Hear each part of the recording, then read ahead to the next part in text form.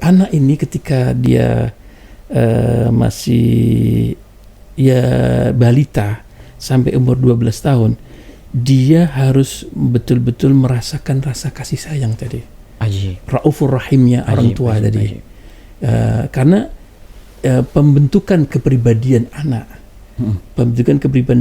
yang memberikan satu isi kebutuhan dirinya, kasih sayang dari orang tua itu harus dirasakan dari sejak kecil ya.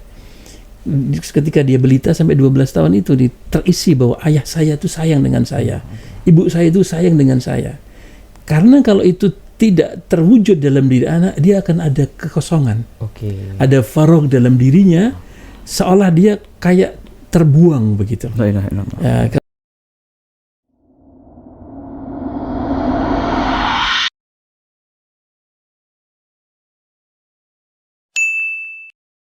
Assalamualaikum warahmatullahi wabarakatuh. Alhamdulillahirabbil alamin. Wassalatu wassalamu ala sayyidil mursalin sayyidina Muhammadin wa ala alihi wa sahbihi ajma'in. Ahlan wa sahlan bikum. Kita kedatangan tamu mulia kembali, Sayyidil Habib Saleh bin Muhammad Al-Jufri selaku Ketua Dewan Syura Majlis Al-Muwasalah. Ahlan wa sahlan bil Habib Saleh. Hayakumullah Habib. Hayakumullah Habib. Tasharrafna Habibkum. Katsir. Hayakumullah. Hayakumullah Habib. Amin amin. Ikhwan, hafizakumullah wa ra'akum. Kali ini kita akan membahas tema yang sangatlah penting. Mungkin yang belum menikah belum menangkap betapa pentingnya tema ini ya. Tapi insya Allah yang sudah menikah dan antum semua insya Allah akan melalui suatu masa itu, dan semua kita pernah menjadi target dalam peristiwa itu. Peristiwa apa ikhwan? Peristiwa tarbiyah, peristiwa pendidikan. Yang mana di sini sangatlah penting mendidik anak-anak kita, mendidik kerabat kita sebagai tanggung jawab kita, mendidik keluarga kita, ikhwan. Kalau dikatakan begini, menikah adalah pilihanmu, terserah engkau mau menikah atau tidak. Dan mempunyai anak adalah pilihanmu, kalau sudah menikah terserah mau punya anak atau enggak. Tapi kalau sudah menikah, kalau punya anak, mendidik anak adalah kewajibanmu, bukan lagi terserah. Perihal pendidikan kepada at-tarbiyah lil aulad, pendidikan kepada anak. Ya, di sini ikhwan kita akan merujuk ke sosok baginda Nabi Muhammad sallallahu alaihi wasallam, bagaimana baginda sukses dalam mendidik anaknya sebelum mendidik umatnya. Bagaimana kasih sayang baginda sallallahu alaihi wasallam kepada Sayyidina Hasan dan Sayyidina Husain. Tatkala Nabi sallallahu alaihi wasallam sujud, kemudian lama di sujudnya sampai sahabat mengira bahwasanya Nabi wafat. Saking lama sujudnya itu, tahu-tahu datang Sayyidina Hasan menunggangi Nabi SAW ketika sujud, dan Nabi SAW tidak mau untuk memindahkan Sayyidina Hasan. Wah, betapa kasih sayangnya Nabi SAW. Dan sampai Nabi SAW waktu khutbah Jumat membatalkan khutbahnya, turun. Karena kenapa? Karena Sayyidina Hasan dan Sayyidina Husain waktu itu merangkak menangis di bawah mimbar itu, turun Nabi SAW. Sampai memotong khutbahnya. Di sini ikhwan kita akan membahas bersama Sayyidil Habib Saleh bin Muhammad Al-Jufri bagaimana cara mendidik anak, atau yang dinamakan dengan mendidik anak ala Rasulullah sallallahu alaihi wa alihi wasallam. Hayakallah bil Habib, hayakallah Habib. Untuk tema yang sekarang ini Habib, menurut Habib bagaimana? Atau dari titik mana kita akan mulai membahas tema yang sebenarnya sangatlah panjang dan luas ini Habib? Tafadhal Habib, hayakumullah. Jadi dasar ya, asas bagaimana pendidikan anak kita, bahkan juga pendidikan umat secara langsung, kita bisa bertitik tolak dari ayat Allah Subhanahu wa taala yang menjadi sifat kepribadian junjungan kita Nabi besar Muhammad SAW, yang mana sifat itu otomatis menjadi aplikasi di dalam beliau menerapkan kehidupannya, mendidik keluarganya, mendidik masyarakatnya, bahkan menjadi dasar untuk pendidikan umat secara umum. Allah Subhanahu wa taala berfirman, laqad ja'akum rasulun min anfusikum azizun 'alaihi ma anitum harisun 'alaikum bil mu'minina raufur rahim. Di situ ditunjukkan oleh Allah Subhanahu wa taala bagaimana kepribadian Nabi sallallahu alaihi wasallam. Laqad ja'akum rasulun min anfusikum, sungguh telah datang kepada kalian rasul dari jenis kalian sendiri.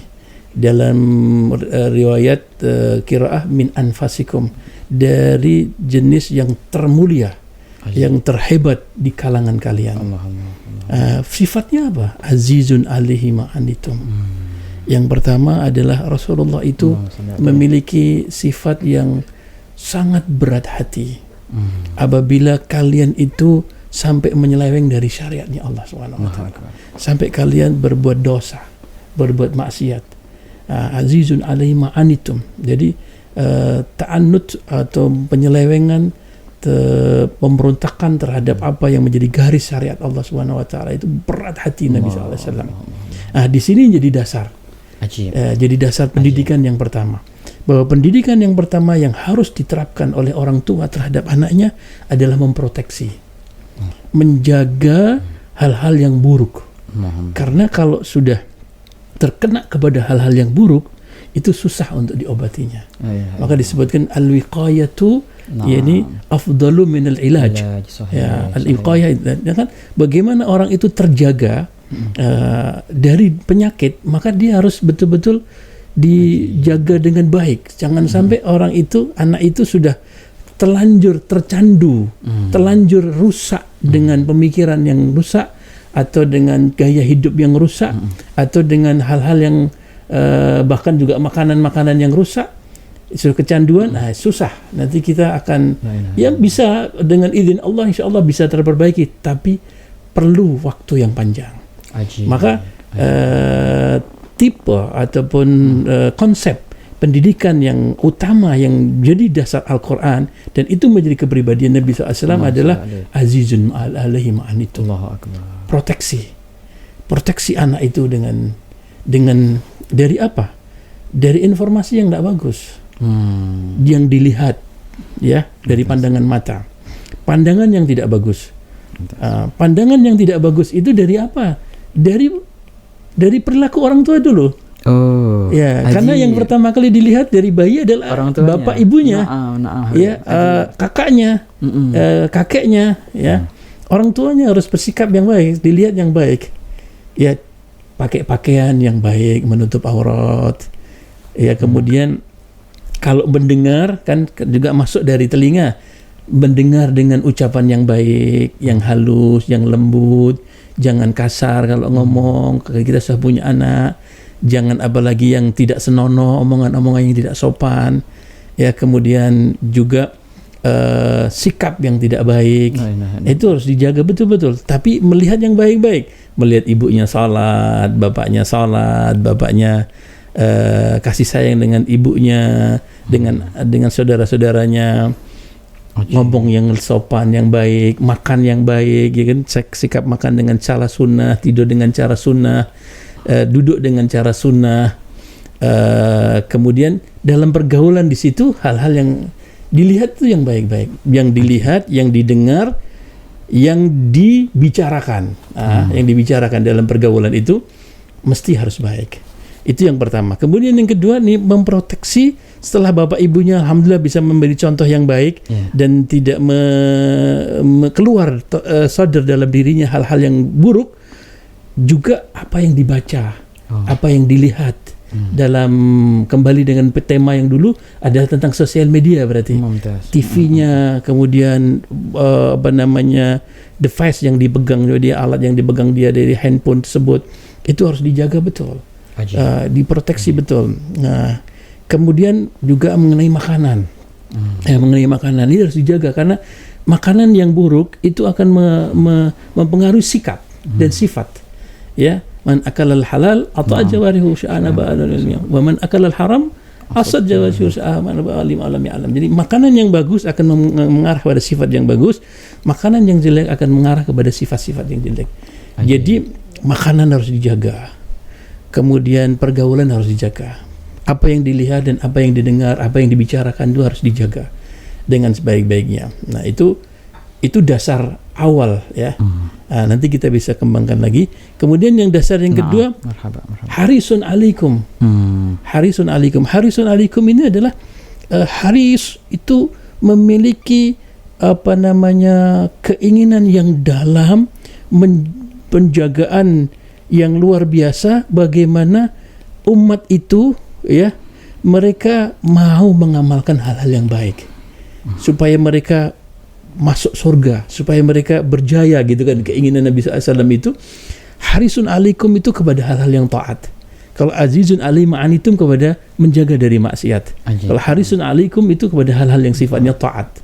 Targhib kepada hal-hal yang taat. Sebagaimana seorang ibu apabila melihat anak yang anaknya itu sakit, ya, tidak doyan makan, dalam kondisi lemah, maka harusnya ibu ini bagaimana merayu anak itu mau makan. Ya, ini nak, makan ini nak, nanti kamu sehat nak, dikasih suapan yang baik, disuruh rasain yang baik, yang makanan-makanan yang sudah disiapkan itu, ibu betul-betul memiliki keinginan yang dalam supaya anak ini mau makan. Nah, demikian juga kalau seorang tua, dia harus kepada anaknya kepada hal-hal yang positif yang sifatnya jasmaniah. Bagaimana anak mau makan yang bergizi, bagaimana anak pakai pakaian yang bagus, kan gitu kan.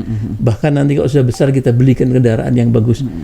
Lebih daripada itu masalah kerohanian, masalah rohani, spiritual dan emosional itu harus betul diarahkan kepada hal-hal yang bagus, disuapin ya, disuapin hal-hal yang sifatnya positif. Nah, itu bisa diberi targhib, hal-hal yang baik. Oh, fadilahnya salat begini nak, fadilah menjalankan sunnah Nabi SAW seperti ini nak, fadilahnya puasa seperti ini nak, fadilahnya punya akhlak yang mulia ini seperti ini nak. Dikasih tahu anak itu kepada hal-hal seperti itu. Kemudian setelah itu dituntun. Itu pengetahuan, ini dikasih pengetahuan hal-hal fadilah-fadilah, keuntungan-keuntungan, karena manusia itu tabiahnya suka kepada hal-hal yang untung. Kepada hal-hal yang sifatnya dia akan beruntung. Dapat apa? Saya dapat apa kalau kita dapat apa? Ini dikasih tahu sama dia. Setelah itu dituntun, ya, dituntun untuk melaksanakan itu bersama ayahnya, bersama ibunya, untuk sholat, untuk puasa, untuk ngaji, untuk berakhlak karimah, untuk menyantuni fakir miskin, ke anak yatim umpamanya, seperti itu dituntun. Kemudian setelah dituntun, mereka itu dibiasakan. Sehingga menjadi sebuah kebiasaan yang positif. Itu namanya harisun alaikum. Kemudian bil mu'minina raufur rahim. Rasulullah SAW kepada orang-orang yang beriman itu ra'fah, ngayomi, mengayomi, melindungi, warahim, rahmah, kasih sayang. Nah, seorang tua di dalam mendidik anaknya itu juga harus seperti itu. Jadi jangan sampai hanya memproteksi tanpa ada nilai-nilai kasih sayang. Jangan sampai juga memerintah hal-hal yang baik tanpa dibarengi dengan nilai-nilai kasih sayang dan perlindungan dan pengasuhan, istilahnya ra'fah tadi itu. Sebab kalau tidak seperti itu nanti anak itu bisa berontak. Dia kalau hanya ini tidak boleh begini, tidak boleh gini, tidak boleh begini, tanpa ada rasa kasih sayang dan juga tanpa ada rasa dikasih pengetahuan. Jadi harus dirasakan oleh anak itu bahwa ayah saya ini orang yang sayang dengan saya, ibu saya ini orang yang sayang dengan saya, dan dia tahu bahwa kasih sayangnya anak saya, orang tua saya dengan cara yang seperti itu. Dia harus, kita harus ungkapkan, nah abah ini sayang dengan anak. Ya, kalau orang sekarang bilang I love you nak, gitu aja, gitu. Kita sayang, abah sayang dengan kamu nak. Ibu sayang dengan kamu nak, kita kasih ini abah sayang dengan kamu, kasih ini, kasih hadiah ini, dikasih hadiah ini, sehingga anak itu tahu bahwa ayahnya melindungi dia, ayahnya sayang dengan dia. Sehingga dengan demikian ketika anak itu dibawa kepada ketaatan, dia tahu bahwa ini kasih sayang orang tua. Ketika kita larang seperti ini dan kita kasih tahu bahwa ini nanti bahayanya seperti ini, dia tahu bahwa ini sayang orang tua saya terhadap diri saya. Nah, ini memberi fondasi yang kuat dalam dirinya untuk tidak bisa terpengaruh dengan luar. Untuk tidak bisa terpengaruh dengan luar. Nah, dan hal yang seperti ini banyak sekali contoh-contoh kalau dalam kisah-kisah setiap poin-poin yang kita bicarakan, tiga hal tadi itu. Ajib. Jadi kita merujuk ke sini, ke ayat yang tadi Habib ya, laqad ja'akum rasulun min anfusikum. Yang pertama azizun 'alaihi ma 'anittum, satu. Yang kedua harisun 'alaikum, yang ketiga bil mu'minina raufur rahim. Habib, hadza ajib. Pertama tadi, yang poin pertama, masalah azizun 'alaihi ma 'anittum, masalah kita melindungi anak kita dari penyelewengan. Pertama kita lindungi penglihatan, pendengaran dan percakapan mereka, dan kita mencontohkan kepada mereka bagaimana, apa sih yang semestinya mereka layak lihat, apa yang semestinya mereka layak dengar. Wa ta'ala kullu ina'in bima fihi yamdahu. Setiap ina pasti akan mengeluarkan apa yang ada di situ, ada di dalamnya. Juga ketika samarah buah itu jatuh dari pohon, maka tak akan jauh dari pohon itu. Betul, kata Habib. Nah, di sini Habib ada pertanyaan yang sangat penting di sini. Ketika seorang ayah atau seorang ibu mau mencontohkan kepada anaknya, tapi dia fagidu syai' la yu'ti, contohnya dia nggak tahu, ane pengen tapi sebagus mungkin, tapi inilah yang ane bisa. Akhirnya di sini timbul untuk menyekolahkan anaknya ke tempat-tempat pendidikan khusus, seperti contohnya pondok pesantren ataupun sekolah menginap di situ, dengan harapan semoga insya Allah anak itu melihat apa yang selayaknya. Kalau seandainya dia tidak bisa melihat dari saya apa yang selayaknya, sudah kita kirim ke situ deh contohnya. Nah, sekarang masalah pengiriman anak-anak ke tempat-tempat pendidikan tertentu, terlepas itu pondokkah ataupun sekolahkah, bagaimana prosesnya untuk ini, baguskah kita mulai dari semenjak anak usia dini, atau enggak, anak itu perlu kebersamaan dulu dengan orang tua sehingga umurnya sekian barulah kita kirim ke pondok pesantren? Itu bagaimana menurut Habib? Ya, kalau menurut saya pribadi dan juga informasi dari kita berdiskusi lah dengan ulama-ulama, pernah Al-Faqir bertanya kepada Habib Umar tentang masalah mengirim anak ke pondok pesantren. Jadi saya di Habib Umar, beliau menyarankan setelah umur 12 tahun. Setelah umur 12 tahun. Setelah umur 12 tahun. Ajib. Memang beliau tidak mengungkap apa rahasia alasan seperti itu, karena ketika Al-Faqir mau mengirim putri Al-Faqir untuk pergi ke pondok pesantren, dan waktu itu kita karena beliau syekhna, ana minta izin sama Habib, gimana kalau anak ini sekarang sudah umur 10 tahun atau 9 tahun anak kirim ke pondok pesantren, gimana? Maka beliau jangan dulu, umur 12 tahun dulu. Ya, sekarang kita ambil hikmah dari kalimat beliau ya, bahwa anak ini ketika dia masih balita sampai umur 12 tahun, dia harus betul-betul merasakan rasa kasih sayang tadi. Raufur rahimnya orang tua tadi. Karena pembentukan kepribadian anak, yang memberikan satu isi kebutuhan dirinya, kasih sayang dari orang tua itu harus dirasakan dari sejak kecil ya. Ketika dia balita sampai 12 tahun itu terisi bahwa ayah saya itu sayang dengan saya, ibu saya itu sayang dengan saya. Karena kalau itu tidak terwujud dalam diri anak, dia akan ada kekosongan, ada faragh dalam dirinya, seolah dia kayak terbuang begitu. Kalau dia terbuang, saya kata ini akan ada akibatnya. Maka biasanya kalau ada pondok pesantren yang menerima anaknya bisa pondok pesantren 7 tahun ya, ada pondok pesantren untuk anak-anak itu 7 tahun, itu sebaiknya kalau memang sudah ada seperti itu, sebaiknya minimal ya sebulan 2 kali harus wajib ditengok orang tua. Jadi wajib, tapi kalau dalam kondisi pandemi seperti ini kan susah ya. Tapi minimal sebulan harus 2 kali. Kalau perlu seminggu sekali. Diwajibkan orang tua harus duduk bergaul dengan anaknya. Ajib. Jangan sampai anak umur 7 tahun dimasukkan pondok pesantren, setahun sekali orang tuanya datang. Dia seperti anak yatim. Bahkan yatim piatu dia. Dia tidak akan menerima beda apa yang diterima dari gurunya. Apalagi anak yang diasuh banyak, ya, apalagi dengan temannya juga beda, dengan ibu bapaknya tentunya akan beda. Akan ada kekosongan dalam diri, syekh dalam hati anak itu, bahwa dia sepertinya terlempar. Nanti akan terjadi pemberontakan. Pemberontakan ketika dia dewasa, dia mungkin ada hal-hal yang ketidakseimbangan dalam diri anak itu tersebut. Karena apa? Raufur rahim yang tadi kita katakan itu tidak didapatkan sama anak itu. Tetapi kalau anak itu sudah 12 tahun, kan dari 0 tahun sampai 12 tahun dia mendapatkan kasih sayang dari orang tuanya dan langsung pendidikan dari orang tuanya. Kalau orang tuanya merasa, wah saya ini bukan orang alim, saya tidak tahu, bisa homeschooling. Homeschooling dipanggil orang guru, kalau itu perempuan ya ustadzah, kalau itu laki-laki ya dipanggil ustadz, yang memang kita yakin bahwa ustadz ini akhlaknya baik, kemudian dia ilmunya juga mutamakin dalam ilmunya, dan kita dapat informasi betul dari orang ini memang baik ya, sambil kita awasi juga, duduk di situ untuk ngisi pengetahuan, untuk ngisi pengetahuan yang baik. Dan kalau mengenai masalah sholat, omongan yang baik, pakaian yang baik kan otomatis orang tua mesti harus tahu dong. Harus tahu.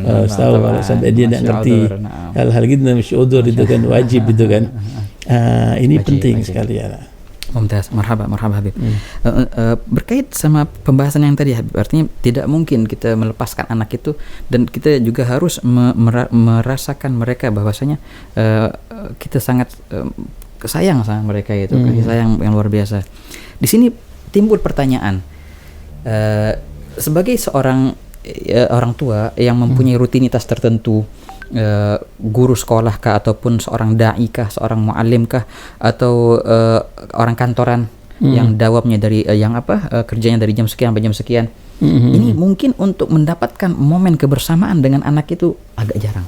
Dan ini luar biasa. Di sini sempat Al-Fagir mendengar dari guru Al-Fagir Habib Ali Jufri, ini luar biasa, yang Al-Fagir sangat terpukul dengan itu Habib. Pernah dulu guru Al-Fagir Habib Ali Jufri sharing sama kita dulu ana mengira bahwasanya berdakwah itu dengan mengorbankan waktu dengan keluarga ataupun anak itu adalah suatu pengorbanan yang bagus, berjihad. Setelah saya sendiri merujuk, meneliti, tahu-tahu itu bukan pengorbanan, tapi saya adalah orang maling. Saya maling hak lain.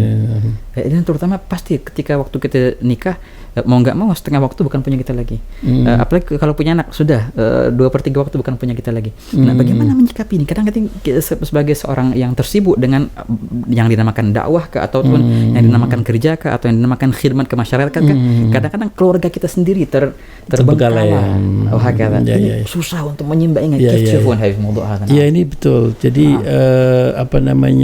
kan tidak bisa kita ini ibaratnya seperti lilin ya. Kita menerang yang lain tapi diri kita terbakar. Kewajiban itu tidak bisa dipisah-pisahkan. Kita punya kewajiban berdakwah di tengah-tengah masyarakat, tapi bukan berarti terus kita meninggalkan kewajiban yang lain kan gitu kan, yaitu tarbiyatul aulad wal usrah. Jadi harus pandai-pandai di dalam mengatur waktu. Jadi harus ada sebagaimana kita menerima undangan bagi dai untuk kita ceramah, ya, yang ada jadwalnya undangan, kita juga harus ada nerima undangan untuk istri dan anak gitu. Ajib, ini keren. Dia ada undangan untuk istri dan anak kita. Berarti kita ada undangan istri dan anak dalam 1 minggu sekian. Lalu dalam 1 hari sekian. Ini undangan untuk anak istri ini. Ini undangan untuk yang di sana, ini undangan untuk di sana. Jadi kalau kita dikasih undangan, saya sudah ada undangan untuk istri dan anak itu undangan. Masya Allah. Di situ bisa diisi dengan kebersamaan.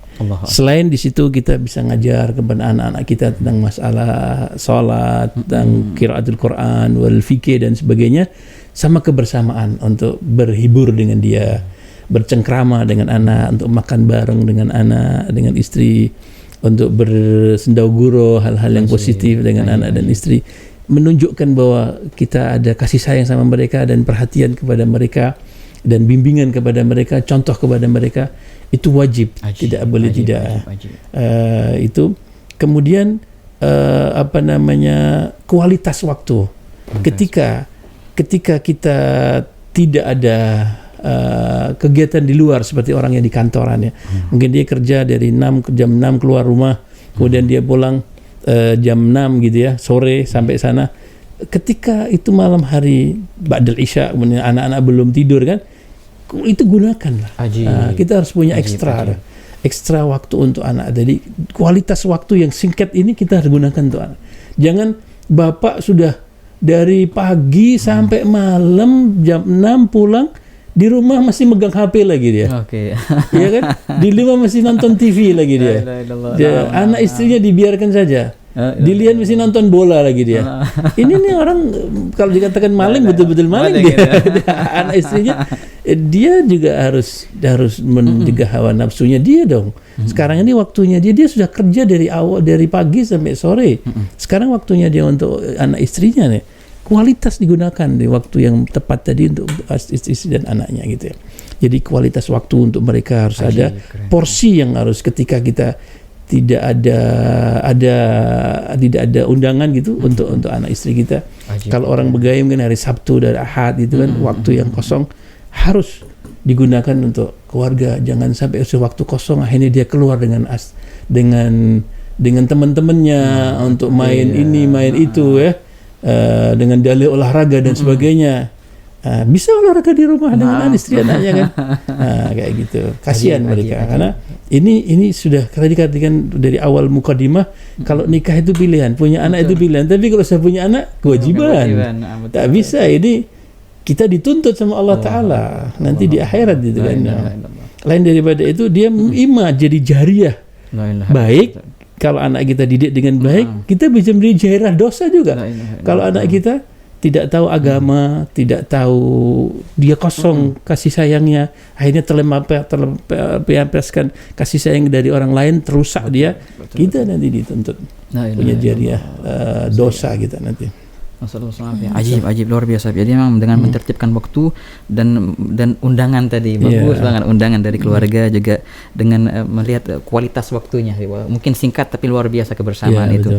Memang subhanallah di sini Al-Fakir ingat sempat juga Sayyid Salim bin Omar cerita kebersamaan Sayyidil Habib Omar dengan keluarganya walaupun sesibuk-sibuknya Habib itu memang kata anaknya beliau Sayyid Salim itu setiap pagi kita futur breakfast makan pagi bareng dengan Habib dan tiap-tiap orang baca kitab Habib. Saya dengar dari Sayyid Salim yang dari anak kecil belajar lebak pun sampai yang istrinya Habib Umar yang sudah menghatamkan sekian kitab, luar biasa. Di breakfast itu. Jadi luar biasa momen yang sederhana dan itu tiap hari. Kualitas luar biasa. Ajib. Habib. Di sini Habib mungkin yang terakhir ini dan ini memang menjadi dilema banyak dari tokoh tarbiyah dan juga kita sendiri sebagai yang sudah punya anak sangat bingung untuk masalah ini. Bertolak dari perihal harisun alaikum juga bil mu'minina raufur rahim. Masalah kekerasan.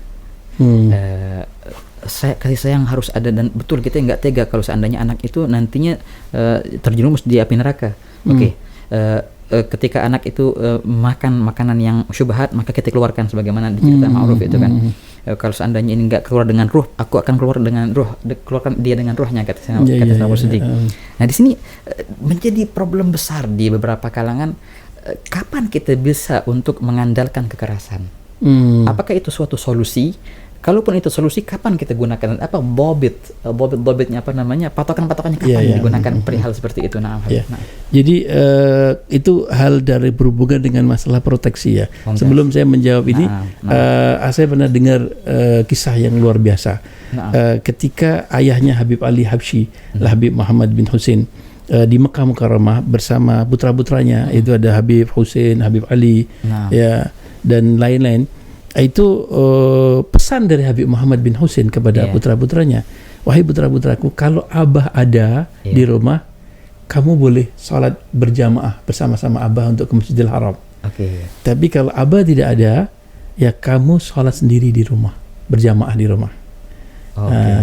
Padahal mereka ingin sholat di Masjidil Haram 5 waktu, walaupun abahnya tidak ada. Ketika ditanya, kenapa abah kita tidak boleh untuk salat berjamaah di Masjidil Haram kalau abah tidak ada? Saya khawatir dalam perjalanan kamu nanti kamu melihat orang-orang yang tidak baik yang mempengaruhi pikiranmu dan pandangan hidupmu, atau kamu berbicara kepada orang-orang yang akan membuat diri kamu terpengaruh dengan pemikiran yang tidak baik. Di kalangan itu di zaman itu 100 tahun yang lalu di Mekah Mukarramah, di Haram al-Makki, niat untuk salat berjamaah di Masjidil Haram. Tapi bagaimana harisnya aziznya Habib Muhammad bin Hussein menjaga anaknya, memproteksi anaknya jangan sampai sholat berjamaah di Masjidil Haram kalau tidak didampingi oleh ayahnya. Karena takutnya pengaruh pemikiran yang dilihat dan didiskusikan mungkin dengan orang-orang yang di luar yang beliau tidak tahu. Ini luar biasa. Jadi bagaimana zaman kita sekarang ini keluar anak kita semaunya, megang HP semaunya, yang dilihat kontennya semaunya, ini sudah kita doyak, kita akan berarti sangat teledor dalam hal ini. Kemudian dengan masalah pertanyaan tadi yang berhubungan tentang bagaimana dobitnya untuk kekerasan kepada anak itu, sebenarnya kekerasan itu yang penting jangan sampai menimbulkan kekerasan sebelum anak itu diberi kefahaman dulu. Ya, kalau orang itu sudah faham, kasih tahu bahwa ini akibatnya seperti ini nak, buruknya akan seperti ini, akibatnya seperti ini, kalau kamu berbuat baik seperti ini, seperti ini, seperti ini, sudah dijelaskan dan itu berulang-ulang beberapa kali. Kemudian anak itu masih melanggar, di situ perlu ada istilahnya ta'zir lah. Sebenarnya ta'zir. Ta'zirnya pun juga harus meningkat ya. Dari mulai begini dulu kira-kira ada efek jera apa tidak. Kalau tidak ada efek jera dinaikkan lagi gitu.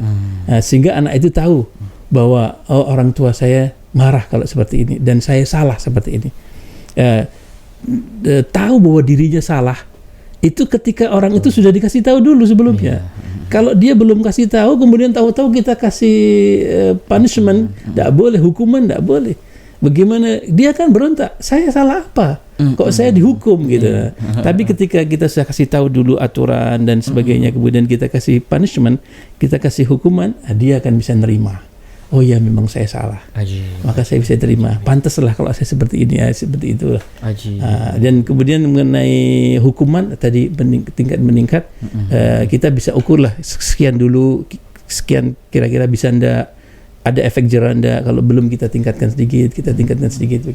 Sampai insya Allah kan pada titik tertentu orang itu tahu, anak itu tahu.